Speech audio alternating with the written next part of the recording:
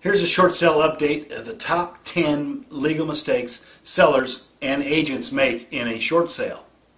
Looking for short sale information? You've come to the right place. Mike Rigley, Certified Default Advocate, distressed property expert, and your short sale specialist here. Thanks for joining us for another edition of our blog.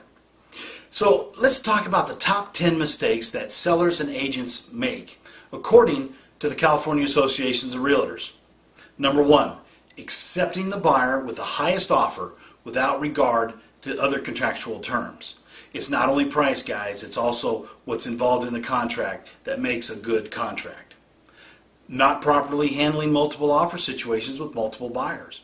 The guidelines are pretty strict in there, and you make sure that you have to handle it correctly or you could end up in trouble. It's not the one you accept, it's the one you reject that you always have to worry about. Not properly handling backup offers. Same thing as number 2. It's not the ones that you accept, it's the ones you decline that you have to worry about. Number 4, entering an agreement with no earnest money from the buyer or a very small deposit. Now, in the state of California, you have to have consideration to have a binding contract. No deposit, no consideration, really no contract. So really you have no contract at all if you don't take earnest money. Number 6, not disclosing known material facts affecting the value or desirability of the property. Now that's huge. If you know something about the property, disclose it. In a short sale, we want to protect you from liability and deficiency from the lender, and then we switch into a regular transaction where we want to protect you from liability of the sale of the house. So it's disclose, disclose, disclose. And let's face it, if you don't disclose it, your neighbor's going to after you move. So let's disclose everything up front. It's better to blow up a deal on disclosures than it is to come back and get sued later. I skipped number 5. Number 5 was entering into an agreement before verifying the buyer's financial ability to close escrow. An offer is an offer is an offer is only good if they have the pre-qual and the funds to close. If they can't close, really you got nothing. And in a short sale, that could be catastrophic. We could lose the house to foreclosure if we can't close the escrow.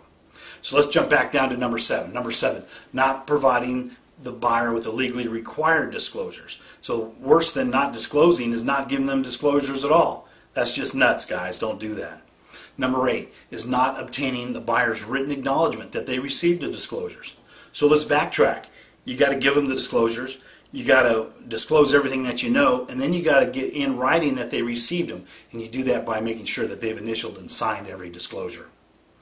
And number 9 is not considering whether to have the buyer remove their required contingencies. Now, every deal is written contingent to inspections. Not every deal, but most deals, contingent to financing, appraisal, and inspections. By the buyer removing his contingencies, he is now locked into the transaction. Yes, he can still back out, but the chances are much less that he will. And number 10 is not excluding items from the sale that the seller wants to keep.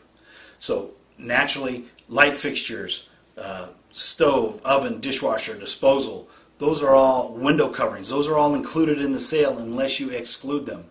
If you've got a special ceiling fan or family heirloom chandelier that's not included in the sale, you've got to get it in writing so that the buyer knows up front. Otherwise, you're going to have problems. Now, a good realtor will be able to help you avoid all these mistakes. So make sure you interview at least 2 realtors before going into listing your house. And if it's a short sale, make sure you're only working with a certified default advocate and a short sale specialist. Ask them how many deals they've actually closed and how many banks they've worked with. Hope that helps. Now, to get a better idea of when your home will be worth what you owe, log on to www.shortsaleandloanmod.info and you'll get a free no obligation estimate, or give me a call. If you got any short sale questions, give me a call. The call is free as well. So you give me a call tonight. Give me a call today. You'll sleep better tonight.